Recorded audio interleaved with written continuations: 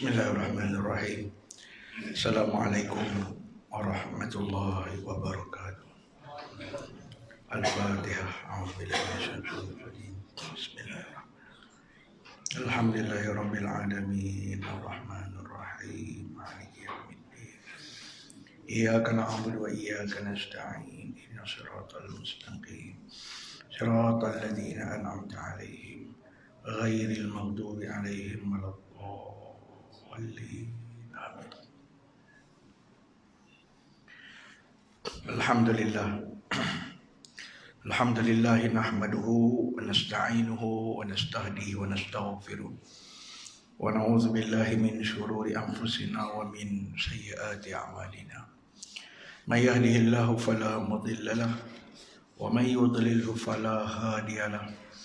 Asyhadu an la ilaha illallah wa asyhadu anna Muhammadan abduhu wa rasuluh. Allahumma shalli wa sallim ala sayyidina Muhammad wa ala alihi wa sahbihi ajma'in, amma ba'd. Alhamdulillah, yang kita ucapkan syukur kepada Allah Subhanahu wa taala kerana dengan izin dan limpah kurnianya dapat sama-sama kita teruskan perbincangan kita yang pada malam ini muka surat 211 itu ya, iaitu sifat riya yang terkutuk. Jadi dalam Al-Quran ya, Allah banyak sebut tentang sifat riya ni ya. Dan ada pengkhususan pada perbincangan tentang riya ini. Kalau kita lihat kepada petikan-petikan ayat Al-Quran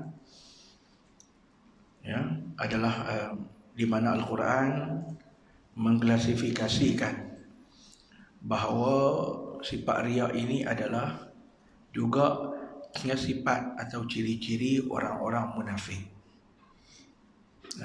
Bukan semua orang yang riya itu munafik, tapi orang munafik itu diantaranya ciri-ciri mereka adalah bersifat dengan sifat riya. Maka Allah Subhanahu wa taala mengaji perkara ini termasuk dalam perbincangan. Kalau kita lihat di dalam kitab tasawuf dibincang sebagai penyakit-penyakit hati. Ya, kalau orang munafik itu di dalam Al-Quran Allah sebut mereka ada penyakit.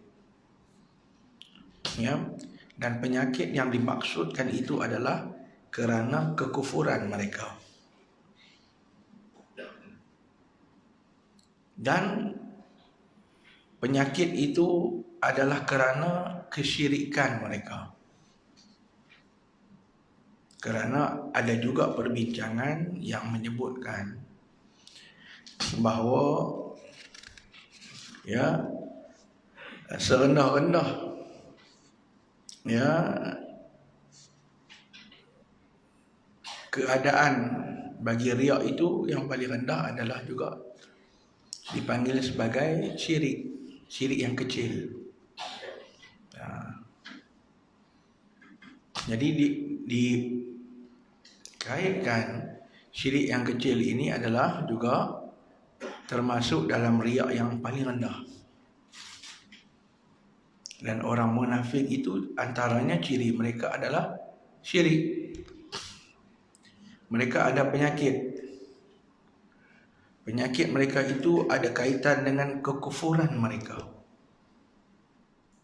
Sebab itu dalam Al-Quran, kalau kita lihat Allah berfirman, Bismillahirrahmanirrahim, fi qulubihim maradun fazadahumullahu marada walahum azabun alimun bima kanu yakzibun. Dalam hati mereka ini ada penyakit, dan Allah tambahkan lagi penyakit mereka itu. Kalau kita lihat dalam kitab tafsir sebut penyakit ini adalah kerana kekufuran mereka. Dan bagi mereka azab ya, dengan sebab apa yang telah mereka mendustakan pendustaan mereka terhadap agama, pendustaan mereka terhadap kerasulan Nabi Muhammad sallallahu alaihi wasallam, kerana di dalam ayat-ayat yang awal itu, di dalam surah Al-Baqarah itu Allah sebut tentang ciri orang beriman. Ya, kemudian Allah sebut ciri orang munafik. Pada ayat berapa? 9, 10 gitulah. 10 boleh jadi. Ya. Pada muka surat kita baca Al-Quran tu, ya, muka surat yang kedua lah. Lepas surah Al-Fatihah tu dia Alif Lam Mim, tengok sebelah tu, ya, ada cerita tentang sifat-sifat orang munafik. Okey, tak apa. Yang tu saja saya mulakan supaya mudah-mudahan memberikan satu gambaran pada awal tentang perbincangan kita pada malam ini. Kita tengok kitab kita ulang. Sifat riak yang terkutuk ini adalah termasuk salah satu penyakit hati yang boleh menyebabkan kebinasaan. Dipanggil sebagai sifat yang dicela, sebagai sifat yang mazmumah, yang boleh menyebabkan kebinasaan. Kenapa? Bila ada sifat tu dalam diri manusia, dia boleh membinasakan mereka. Kalau tidak kepada orang munafik pun, sifat itu ada kepada orang yang Muslim, ada kepada orang yang ada iman juga, dia juga boleh membinasakan amal ibadah mereka.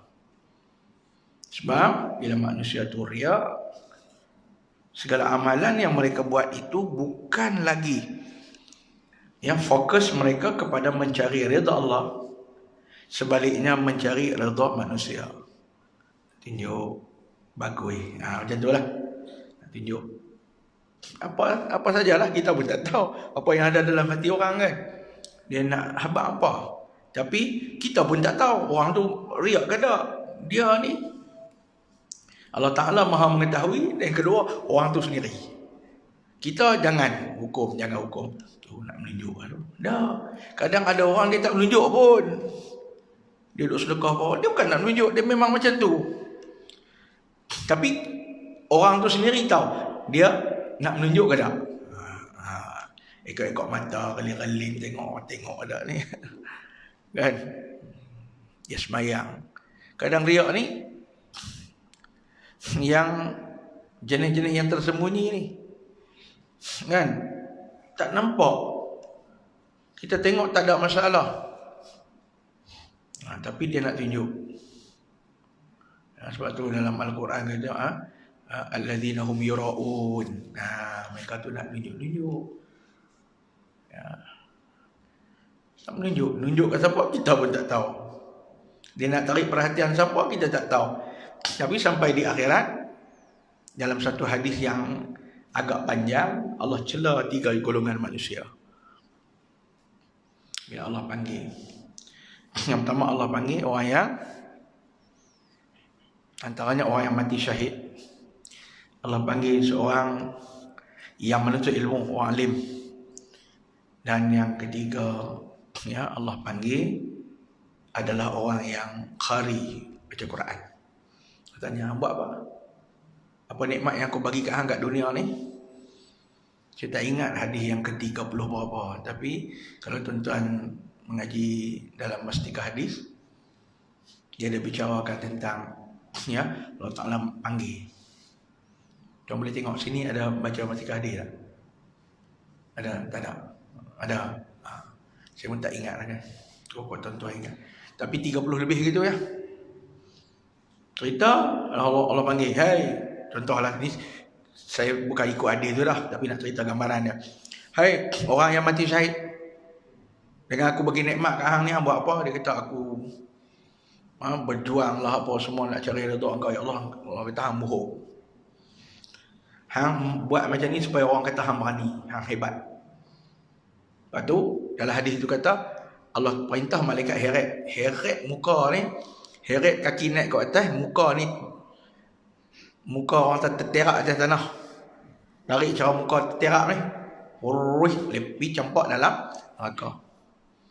Allah panggil pula orang menuntut ilmu, hai, aku bagi bagi macam-macam ke hang nikmat apa semua apa hang buat.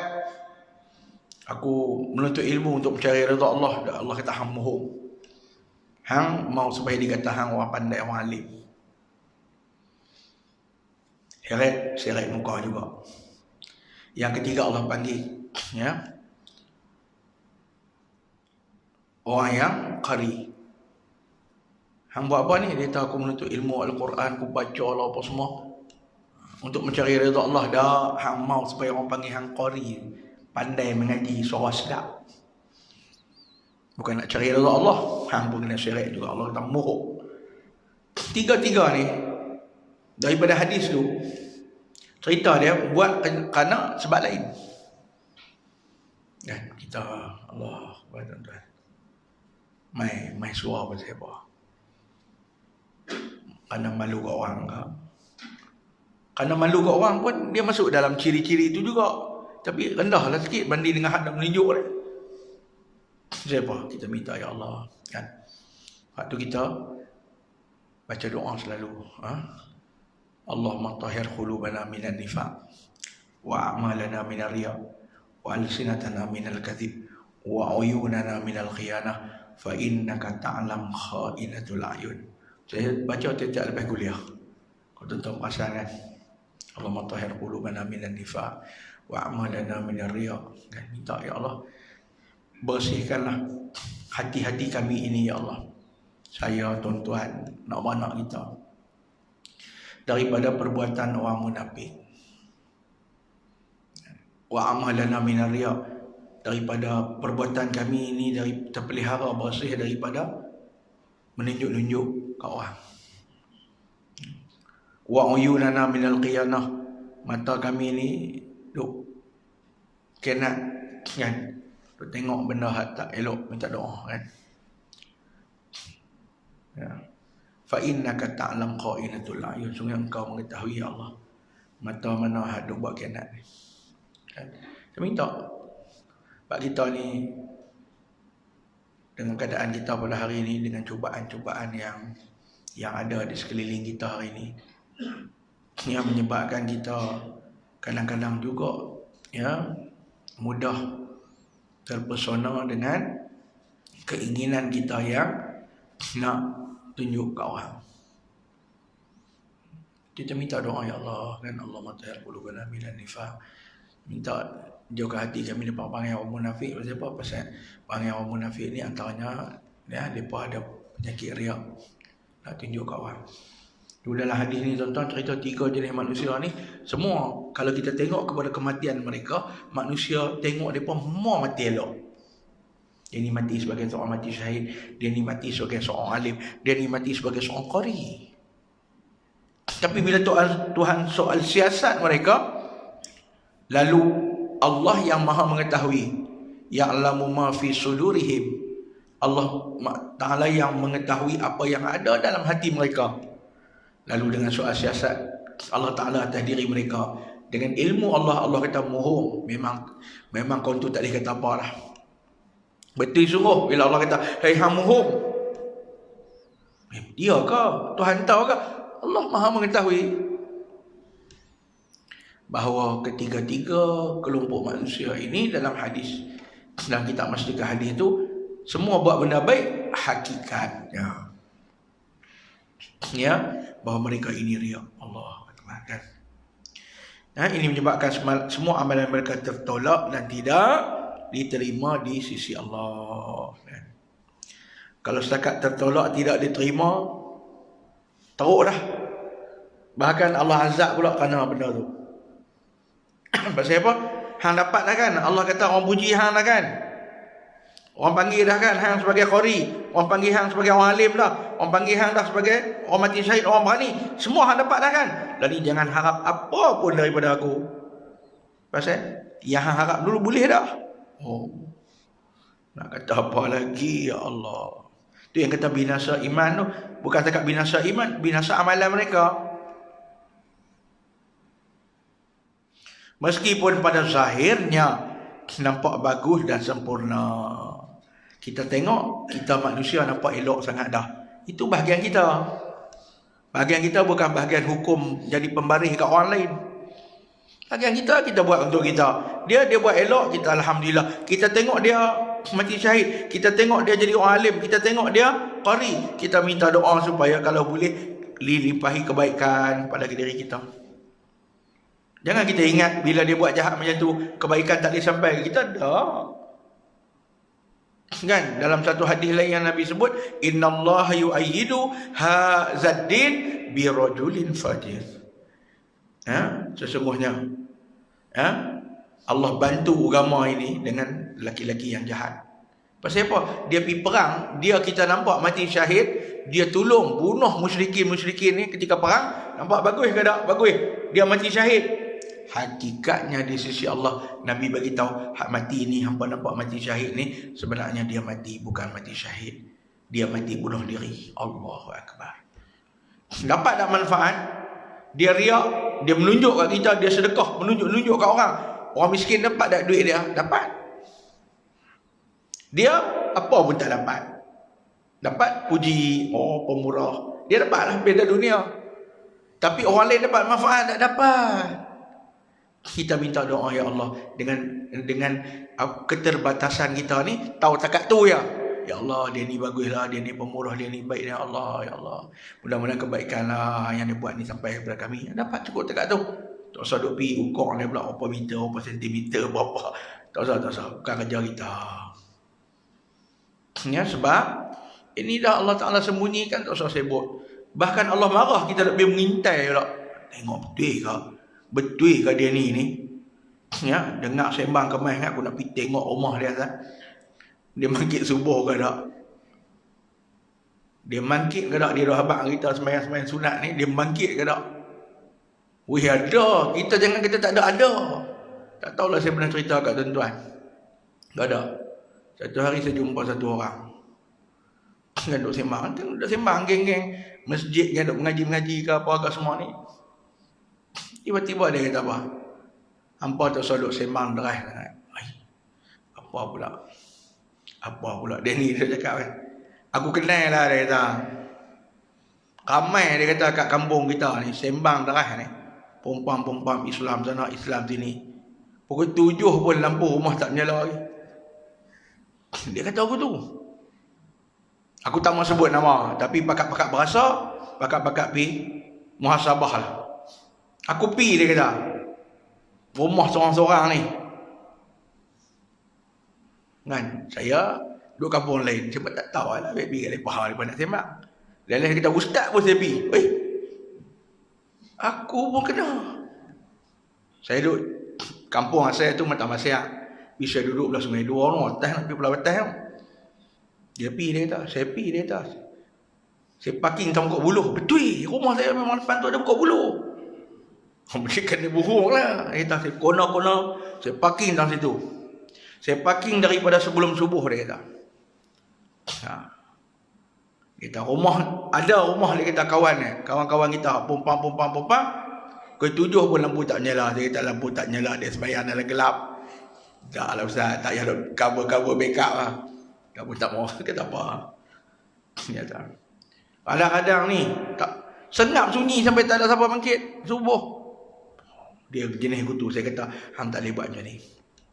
Tak boleh, dia kata Nabi tak suruh kita pergi siasat orang. Tak boleh gitu, tapi ada orang buat. Dia kata ustaz, okey, dia kata, pasal apa? Mau tak okey anak saya pergi sekolah, pukul 5 makit dah, orang puan makit awal semua kan. Saya lena situ kan. Bujuk dia tak tahu, dia tak pergi cek lah rumah. Oh, dia kata, macam tu pun ada orang macam ni tak usah duduk sembang deras pompam. Jaga subuh bagi elok tu. Lepas tu dia kata, hang tunggu sampai pukul berapa? Dia kata, dalam pukul 6.30 tu saya pergi semayang tak? Tu saya main balik. Lepas tu kerja pula dia pergi mengendak rumah orang. Ujak orang tak katok. Dia kata, duduklah kita, siapa nak katok? Kan? Macam tu pun ada. Kita tak payah. Allah tak suruh. Kadang orang tak main semayang subuh berjemaah dengan kita. Dia tak dapat pahala jemaah. Tapi mungkin dia semayang di rumah. Tak apalah. Tapi kalau seelok-eloknya orang lelaki-lelaki ni berjemaah lah. Kan? Macam tu Walaupun daripada satu sudut, kita bincang ni sudut fiqh ni. Fiqh sah semayang seorang-seorang pun. Tapi daripada sudut yang lain, sebab dalam agama ni Allah bukan nak tengok fiqh saja, Allah nak tengok juga tasawuf kita. Yang semayang seorang-seorang satu pahala. Semayang berjemaah dapat 27. Semayang orang tu, dia semayang seorang-seorang setiap hari, 27 hari baru sama dengan kawan makcik semayang sehari berjemaah. Tak rugi ke? Kan, kalau dia buat macam tu setiap hari semayang seorang-seorang, tak pernah tinggal selama setahun. Ada seorang lagi pula berjemaah macam tu, tak pernah tinggal setahun juga. Dia nak lawan dengan kawan tu 27 tahun baru sama. Tak rugi ke? Tang tu sudah fikir aneh kan? Tak usah lah buat lagu tu berjemaah kan? Walaupun boleh, tapi kita ada pilihan nak dapat pahala banyak. Kalau boleh pilih untuk dapat pahala banyak, pasal apa pilih nak dapat pahala sikit? Pasal apa? Kan? Kalau hala ke akhirat tak apalah, janji kita buat. Cuba orang abang kalau beratok dapat beras 10 kilo sekampit, beratok habis. Kerana beras beratok kan, nak pergi kedai makan tulis nama, main masjid leceh pergi masjid nak tulis nama, tak boleh. Pergi makan tak apa pula kan. Ini kita tak usah kata kat orang, kita kata kat kita ni, ambil semangat untuk kita, bukan nak pergi tuai dari orang dah. Nak tuai hati kita ni, nak abang dia, hang ustaz weh, hang jangan dah buat lagu tu. Kan? Jangan dah buat lagu tu. Pasal apa? Allah bagi umur, tak berkurang, tak lebih. Kalau hang pandai imbang, jadi banyak umur hang. Kan? Dia ni 27 tahun baru nak ting kita. Kita buat setahun, dia buat macam tu 27 tahun baru sama dengan kita. Dia dah rugi 26 tahun. Kalau kita hidup 27 tahun, dia hidup 27 tahun, dia macam hidup setahun ya. Tak rugi ke macam tu? Cuba fikir. Kita ambil iktibar daripada cerita-cerita Nabi dan sahabat kan. Yang selalu saya cerita kat tuan-tuan. Seorang sahabat ni dia tak sembahyang isyak berjemaah hari tu. Lepas tu dia sembahyang isyak seorang-seorang. Dia main-main habis jemaah dah. Dia sembahyang isyak 27 kali malam tu. Pasal nak ambil kira kata buat seorang-seorang ni dapat 1, buat berjemaah dapat 27. Dia buat sampai dia penat, dia tidur. Dalam tidur dia mimpi dia naik kuda dengan sahabat lain. Sahabat dia berderah, dia main kat belakang sampai kat lepas berderah lagi. Lepas tu dia tanya lepas, awak kuda hamba kuat sangat? Seorang sahabat kalih, tapi tak sebut siapa dia lah. Seorang sahabat kalih, hang kuda hang lambat pasal hang main isyak tak jemaah. Makna dia boleh dekat dia pun boleh berhilang. Makna hang buat 27 kali tu seorang-seorang, tak sama. Tu kalau orang kata belaga pula malam Lailatul Qadar tu. Dia tu pula dalam setahun tak tinggal jemaah tu belaga Lailatul Qadar. Hang tak boleh apa. Kali pula 80. Pakai batik keras tu. Sampai bila tak sama dengan orang. Satu bila kita main Ramadan terpulun. Pasal apa? Bukan kerana nak ligan tu, tapi dah Allah janji, carilah. Hang tak ikhlas tu kerana nak dapat Lailatul Qadar. Hang ni mengaji tasawuf terlajak sangat. Kan? Dah Allah janji, Allah kata buat dapat pahala masuk syurga. Kita buat, salahkah kita harap dapat pahala nak masuk syurga? Dah, pasal memang janji. Tak dapat tu biar pergilah. Macam ayah janji, hang kalau paksa elok ayah beli motor. InsyaAllah kalau ada rezeki Allah ayah beli motor kat hang. Anak ni pun tak kisah. Dia kok mana pun ayah tak kata lagu tu pun dia pulut habis. Sampai ke hujung, kalau ayah ada rezeki bagi pun tak apa, tak bagi pun tak apa. Kita macam tu ya. Kan, tapi kalau dia puluh kerana dapat yang tu ya, sampai hujung tak dapat peras kan? Tapi Allah tak pernah mungkir janji. Innallaha la yukhliful mi'ad. Allah tak pernah mungkir janji. Ada mungkir siapa? Kita. Hak duk mungkir tu kita. Kan? Tuhan tak pernah mungkir. Kadang tu teringat ada satu kisah kan. Kisah lah saya cerita kan. Cerita ni pun kita boleh ambil tiba jugalah. Banding-banding letak-letak diri kita ni, oh tak mana ni. Tak silap saya cerita ni pasal Khalifah Harun al-Rashid. Kalau cerita ni tak betul pun tak apalah, dia tak jadi dosa kat kita pun. Tapi cerita dia Harun al-Rashid terjaga tengah malam. Jaga tengah malam nak bunyi kokrak-kokrak. Kalau kita ada rumah ni musang pulut lah. Kan? Apa ada bunyi terbumbung kokrak-kokrak, kau pun keluar. Keluar nak nampak satu orang lelaki duduk terbumbung rumah dia. Tapi tak cerita lelaki ni siapa. Tapi Harun al-Rashid tanya, "Hai, hang buat apa terbumbung rumah aku?" Lalu dia jawab, "Hai Khalifah," dia kata, "saya cari kambing saya hilang." Khalifah kata, "Hang pun satu. Kambing dah hilang, pergi cari terbumbung rumah aku pasal apa?" "Awak pasal apa pula Khalifah? Tak boleh ke? Benda mustahil lah," dia kata. "Kambing dah hilang, cari terbumbung rumah aku, kalau kera hilang tahan fikir." Kan kera boleh panjat, kucing hilang boleh panjat. Tapi kalau kambing ni tuan-tuan, lebih kurang orang kata apa, aku pipi baru ni dekat zoo, tengok tu dia atas pokok tu gajah duduk 3 ekor. Agak tuan-tuan kata apa? Gila gajah duduk atas pokok. Kan? Okey, Harun Rashid kata, "Apa hang cari kambing atas bumbung rumah aku? Benda ni mustahil. Awak mustahil pula." Dah kita hang fikirlah cara logik. Dia kata Khalifah pun seropok. Awak pula nak cari redha Allah. Tapi tak pernah mangkit malam-malam sembahyang minta ampun, minta doa dengan Allah. Lepas tu nak harap syurga Allah Ta'ala. Lepas tu orang tu dia cari tak jumpa dah. Maknanya nak main tegur Khalifah. "Oi betul aku ni macam cari kambing atas bumbung. Pasal apa? Nak harap redha Allah, nak masuk syurga, nak jadi orang beriman, nak dapat macam-macam nikmat syurga. Tapi bangkit dah tengah malam sembahyang, baca Quran, doa, minta ampun. Buat tak? Oh tak buat. Aku pun lebih kurang macam cari kambing atas bumbung." Kan? Kita pakat-pakat carilah malam ni. Kan tuan-tuan tak apa. Kan Allah Akbar, kita ni macam cari atas bumbung. Nak buat kerja senang. Cari tang lain. Macam cerita orang panggil apa? Apa tu? Cerita lawak Arab lah kan. Apa dia panggil? Bukan Abu Nawas. Cerita seorang lagi tu. Dia pergi cari, dia duduk cari bawah lampu. Hang cari apa? Dia kata cari duit jatuh. Duit jatuh tak mana? Jatuh tang lain dia kata. Jatuh tang lain. Tapi kenapa hang cari bawah lampu? Cari bawah lampu terang sikit dia kata. Tuan-tuan pun gelak, saya pun nak tergelak kan.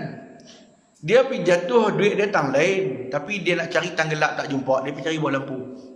Hang mai cari tang ni, agak-agak jumpa lah.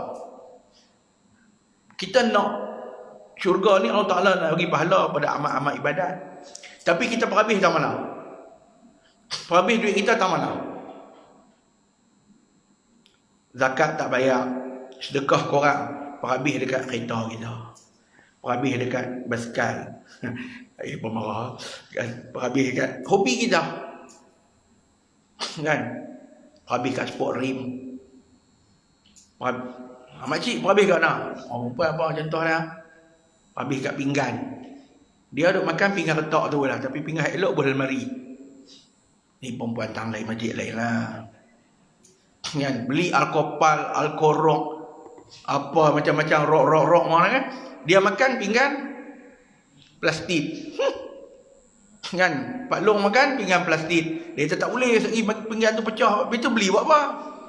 Dah beli nak pergi elok, duduk dalam lemari. Kan? Contoh lah tu. Habis kita pun nak kata kat orang perempuan ni. Duk kata kat kita saja pun tak boleh. Kan? Orang lelaki macam tu.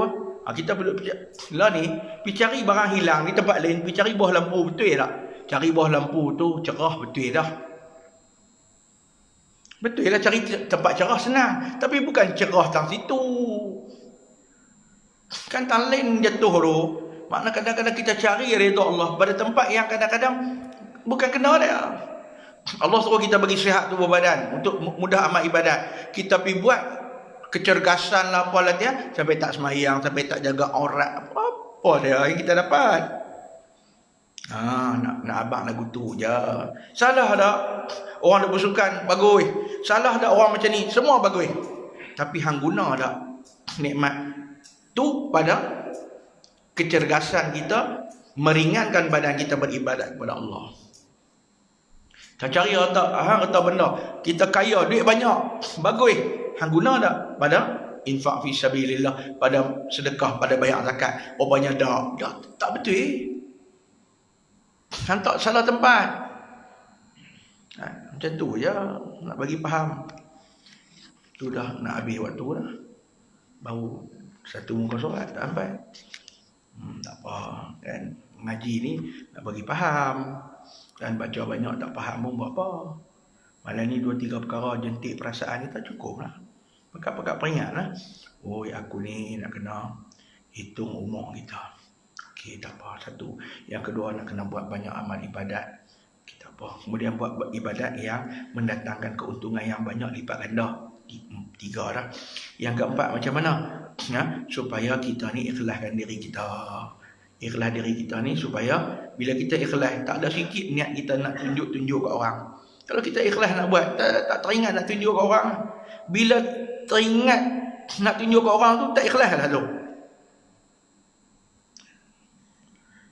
Adapun dia kata di sini dalam surah An-Nazi'at, firman Allah Subhanahu wa taala, dalam surah An-Nazi'at yang bermaksud adapun orang-orang yang melampaui batas, lebih mengutamakan kehidupan dunia, maka sesungguhnya nerakalah tempat tinggalnya.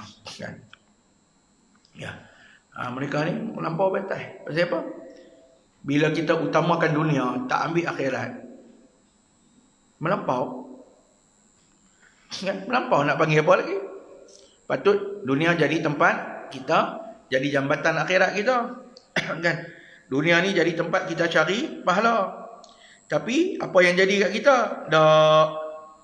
Dunia tu apa yang kita buat ni tak lebih adalah untuk mencari benda-benda yang mendatangkan keuntungan kepada kita saja. Nak cari kata benda dunia saja. Sehingga kan kita lupa bahawa yang patut kita kejar, yang patut kita cari itu adalah merupakan benda-benda yang sepatutnya jadi bekal kepada kita di akhirat kan. Sebab itu bila amanah Allah Subhanahu Wa Taala sebut kan, maka mereka ini melampaui batas tu. Bismillahirrahmanirrahim. Fa amma man tagha wa asral hayatad dunya fa innal jahima hiyal ma'wa. Melampaui batas. Tempat tinggal mereka yang seronok. Ma'wa ni jannatul ma'wa, syurga. Tapi syurga kepada orang ni dia kata neraka jahim. Syurga neraka jahim, Allah palilah. Apa seronok itu neraka. Pasal apa? Mereka ni melampaui batas. Allah Ta'ala bagi umur guna pada jalan yang tak betul. Allah bagi kelebihan, kesenangan pada jalan tak betul. Allah larang dia buat, Allah suruh dia tinggal. Maka barang siapa yang menghendaki kehidupan di dunia dan perhiasannya, nescaya kami berikan pada mereka balasan pekerjaan mereka di dunia dengan sempurna, dan di dunia itu mereka tidak akan dirugikan. Yang ni yang kita takut. Apa mau lagu mata benda dunia, kami bagi. Tak kurang sikit pun. Bila duk cari kehidupan dunia, duk cari perhiasan dunia ni,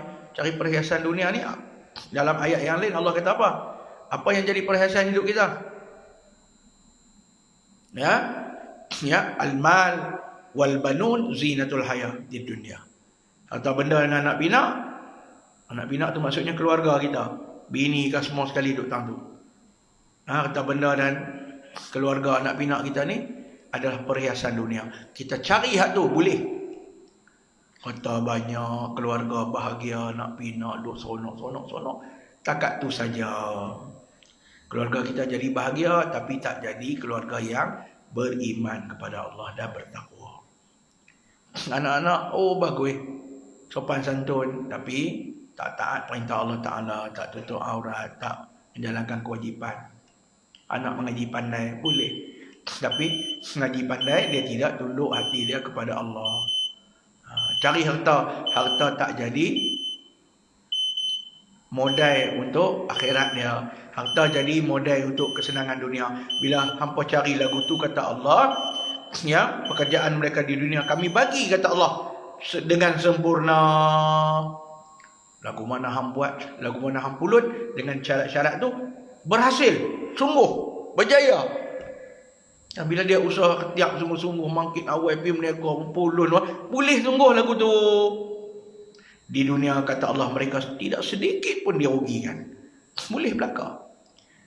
Sebab tu kita jangan pelik. Dia ni duk buat benda jahat pun kaya-kaya juga. Dia dapat lagu mana dia mau. Pasal tu hak kata hang ikut syarat-syarat lagu perbuatan manusia ni dapat. Hang tak mau usaha, dia usaha, dia boleh. Tapi Allah kata apa? Hang cari itu apa? Kalau untuk mata benda dunia kami bagi, tak rugi sikit pun kat dunia, tak rugi. Tapi bila dunia tak dirugikan, apa pula jadi lepas tu? Itulah orang yang tidak memperolehi di akhirat. Rupanya Allah bagi kat dunia cukup-cukup. Puas dia. Dia rasa itulah syurganya. Lalu kamu dapat syurga dah kan? Dapat dah kan? Dapat. Kamu tak dapat syurga di akhirat. Allah. Bila sampai di akhirat nanti, manusia baru tahu apa yang dia rasa syurga kat dunia tu rupanya sikit pun tak berbekas, sikit pun tak sonok nak dibandingkan dengan syurga di akhirat. Maksudnya apa? Yang apa dapat kat dunia tu duduk puasa boleh, ada duit, wealthy rich, nak beli apa, nak semua boleh. Sampai-sampai kat sana tu dia duit banyak, aku mati pun bila sampai di akhirat duit aku tak ada dah. Aku nak apa lah ni kena ganti dengan pahala aku buat dulu. Rupanya aku jadi miskin apa kedana di akhirat. Pasal apa? Hang tak dapat kesenangan akhirat.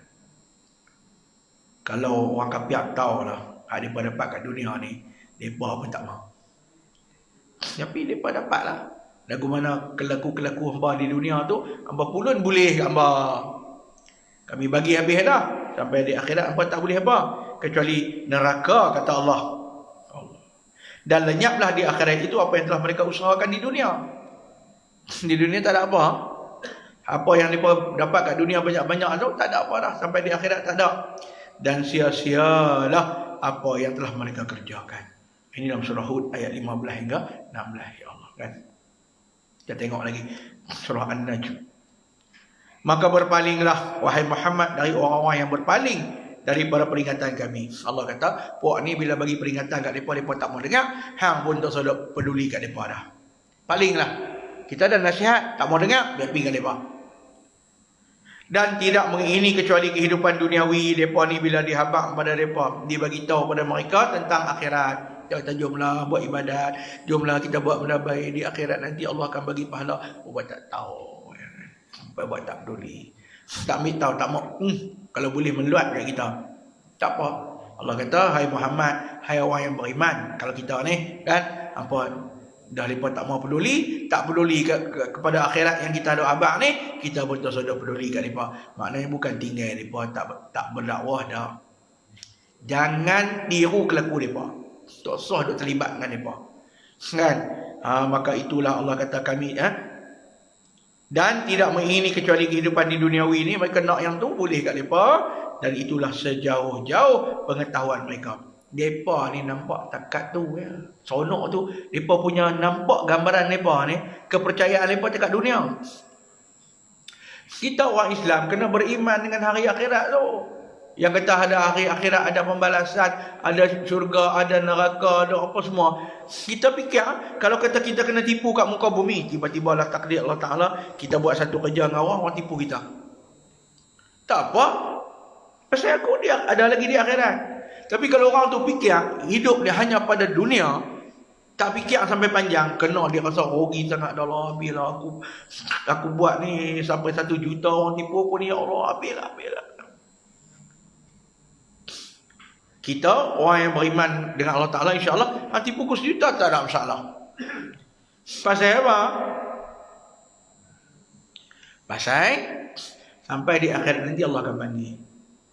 Hang hutang dengan aku 1 juta hari tu. Kata 1 juta pun, dengan nilai 1 juta di akhirat juga. Hang dah pahala berapa? 500,000. Kau ambil 500,000 tu. Habis dah. 500,000. Aku pun dosa berlambak. Ambil 500,000 lagi pula. Pahala hang kau ambil 500,000, dosa aku hang kena ambil baru 1 juta, cukup. So kita faham lagu tu. Tak ada, hang nak tipu aku, tipu. Aku tak nampak, tak apa. Benar, tetap diadili di akhirat dengan seadil-adilnya. Tapi orang yang hitungan dia pada perkara dunia, lalu dia kata apa? Habislah. Bila mati dekat dunia, habislah. Sampai ke mati aku cari tak jumpa, habislah. Tak, hang cari masa hidup memang tak jumpa. Tapi di akhirat cari jumpa. Ya jumpa. Kan, hang pakai Interpol ke apa, polis, cari seluruh dunia tak jumpa, tak apa. Kenapa sampai di akhirat, dia panggil keluar, tak sedap menyorok mana lah. Macam kita sebut selalu dalam kuliah, kalau Muhammad ada 3 juta orang, tapi Muhammad penipu kita tu nama Muhammad sekian. Dia panggil nama Muhammad, mai mangkit dia tu kan. Bukan saya hang nak bohong apa. Ni beza di antara orang ada keimanan pada akhirat ni dengan orang yang tak beriman. Dan apa-apa sahaja yang diberikan kepada kamu, maka itu adalah nikmat dunia dan perhiasan, sedangkan apa yang ada di sisi Allah lebih baik. Wal akhiratu khairun wa abqa. Nah, kita kat dunia dapat ambil lah nikmat. Tapi nak beritahu nikmat kat dunia ni dengan apa yang ada di akhirat, apa yang ada di akhirat kekal. Tak usah kata ayam sejuk sudah. Ayam telaga. Dalam hadis sebut kita duk ngaji ni telaga. Kalau zaman Nabi hadis baca batang paip, siapa nak percaya zaman tu kan? Kan minum daripada paip Nabi. Sebut macam tu. Siapa nak percaya, tapi zaman tu orang ada telaga, sebut telaga. Kita pun tak tahu telaga di akhirat. Yang kata telaga Nabi tu apa nama? Telaga Kausar tu macam mana? Macam waduk habak, telaga Zamzam. Tahu nak telaga Zamzam? Kan? Telaga Zamzam tahu mana? Kalau kita tengok gambar dulu, kalau telaga Zamzam tu tepi Kaabah. Lah ni telaga Zamzam dia berkata ubah pitang mana tau? Telaga pitang sopa. Pergi kat sana, kita pergi pun tak nampak dah tadi bilik kunci.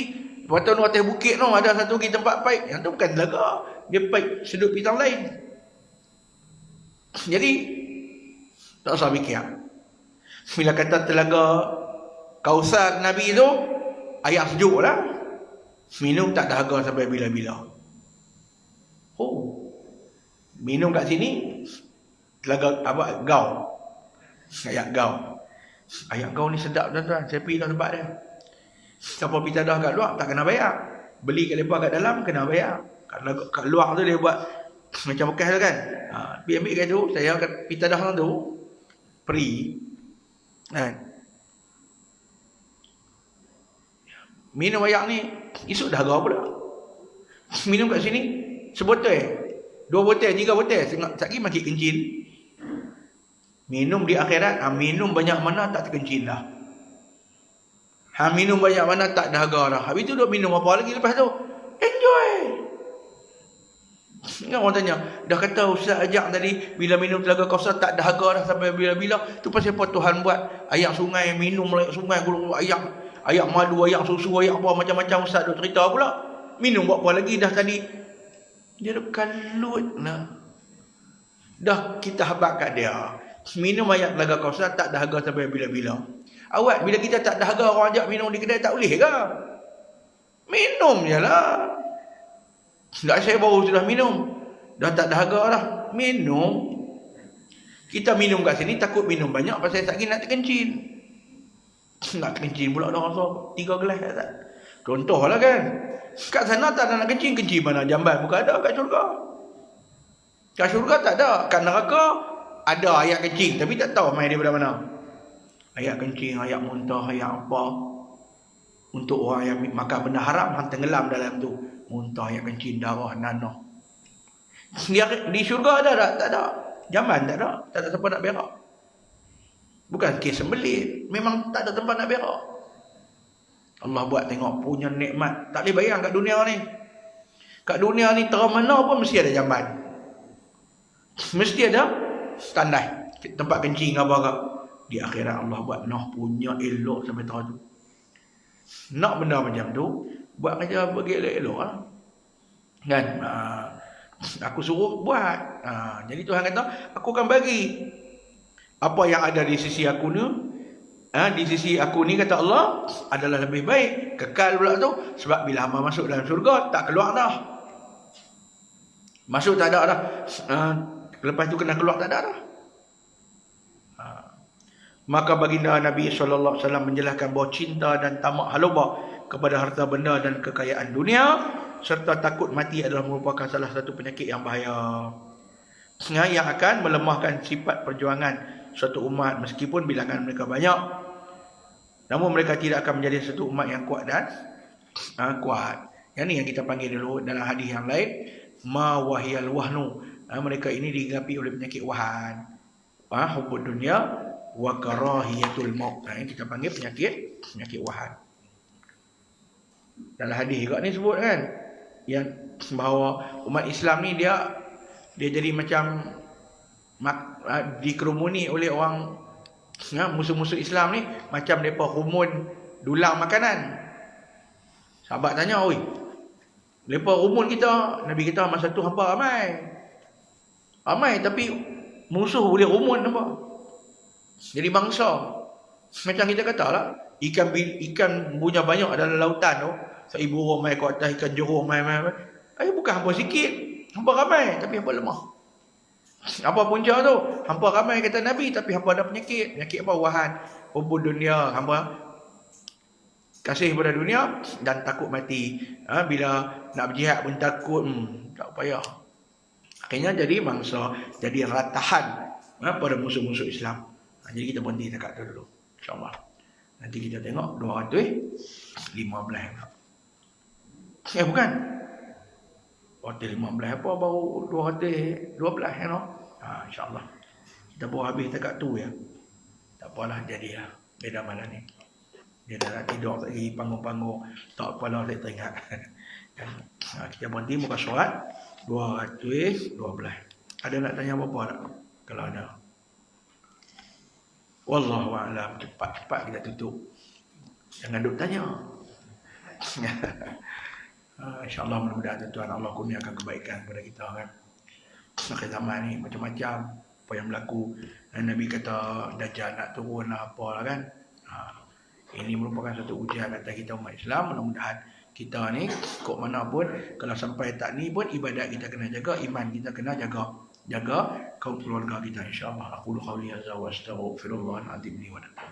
Assalamualaikum warahmatullahi wabarakatuh. Radina billahi rabba bil islami dinan wa bi Muhammadin sallallahu alaihi wasallam wa rasulah. Allahumma aftah alaina futuhal arifin warzuqna fahman nabi jamatil mursalin. Allahumma tahhir qulubana minan nifaq wa a'malana min riya wa lisanana min al-kadhib wa uyunana min qiyamah fa innaka ta'lamu khawinatul a'yun. Rabbana atina fid dunya hasanah wa fil akhirati hasanah wa qina adzabannar. Sallallahu alaihi wasallam Muhammad wa ala alihi wa sahbihi wa baraka wa sallam. Alhamdulillahirabbil alamin. Taqabbalallahu